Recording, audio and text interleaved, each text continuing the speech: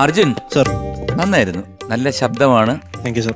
Orchestra was excellent, സൂപ്പറായിട്ട് അവർ വായിച്ചു തന്നു, സപ്പോർട്ട് ചെയ്തു. അതിൽ കോറസ് ടീം ബ്യൂട്ടിഫുൾ ആയിരുന്നു. പിന്നെ നന്നായിട്ട് പാടി, പക്ഷെ ഇടയ്ക്ക് ഈ ചിരിച്ചോണ്ടൊക്കെ പാടിയപ്പോഴത്തേക്ക് കുറച്ച് പ്രശ്നമായി. പിന്നെ ശ്രുതി അവിടെ ഇവിടെ ഒക്കെ പോകണം. അതായത് നമ്മുടെ ഇപ്പോൾ ചില റോഡിൽ കൂടെ പോകുമ്പം കുറച്ച് നല്ല സ്ഥലം കാലം, പിന്നൊരു ഗട്ടർ, പിന്നൊരു പിന്നൊരു ഇടത്തെ സൈഡിൽ, പിന്നെ വലത് സൈഡിൽ, പിന്നെ വണ്ടി വെട്ടിക്കുക എന്ന് പറഞ്ഞ പോലുള്ള ഡ്രൈവിംഗ് ആയിരുന്നു ഈ പാട്ട് ടോട്ടലായിട്ട്. കുറേ ഭാഗം മനോഹരമായിട്ട് പാടുന്നുണ്ട്. എന്നാൽ കുറേ ഭാഗം ഈ തേരിലേറി ഒരു സ്ഥലത്ത് പോലും ശരിയായില്ല. അതേ സംഗതി ചരണത്തിലും അനുപലയിലും ഒക്കെ ഉണ്ട്, എന്നാൽ അവിടെ കറക്റ്റായി. എന്തെണ്ണ ഇത് സാർ? അത് ഞാൻ പറഞ്ഞ അതൊരു പ്രശ്നമാണ്. ആ ഒരു പ്രശ്നമല്ല, ഒന്ന് പാടി നോക്കി. ഇന്ദ്രജാലം മെല്ലെയുണർത്തി മെല്ലെയുണർത്തി മന്മഥന്റെ തേരിലേറ്റി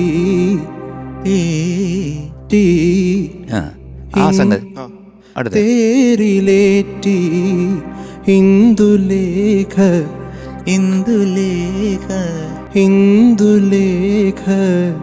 കൺ തുറന്നു ഇന്നുരാവും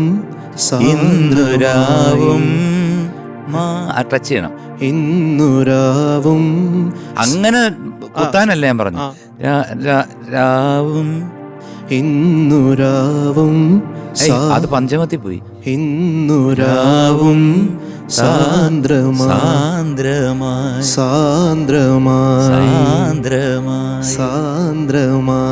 ആരുടെ മായാമോഹമായി? ആരുടെ മായാമോഹമായി ആരുടെ മായാമോഹമായി ആരുടെ ഭാവമായി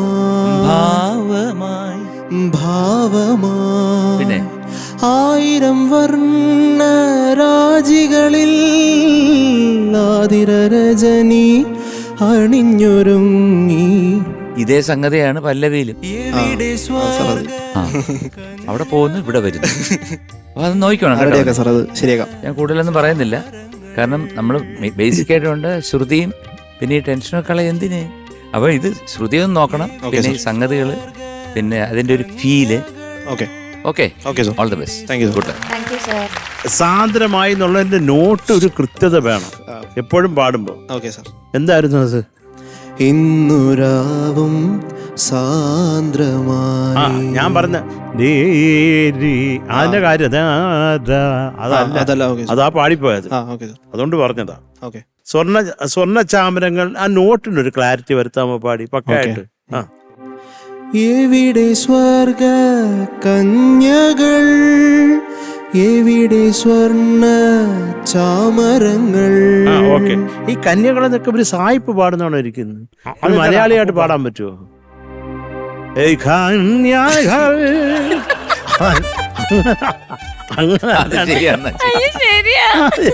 അങ്ങനെ തോന്നി, ഞാൻ പേടിച്ചു പോയി. എനിക്ക് ഇംഗ്ലീഷ് പറഞ്ഞൂടാ.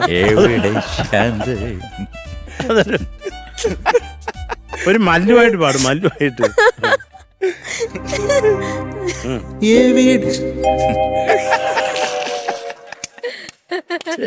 ശരിടാ, അത് പാടില്ല, കുഴപ്പമില്ല, മനസ്സിലായ അത്രേ ഉള്ളൂ.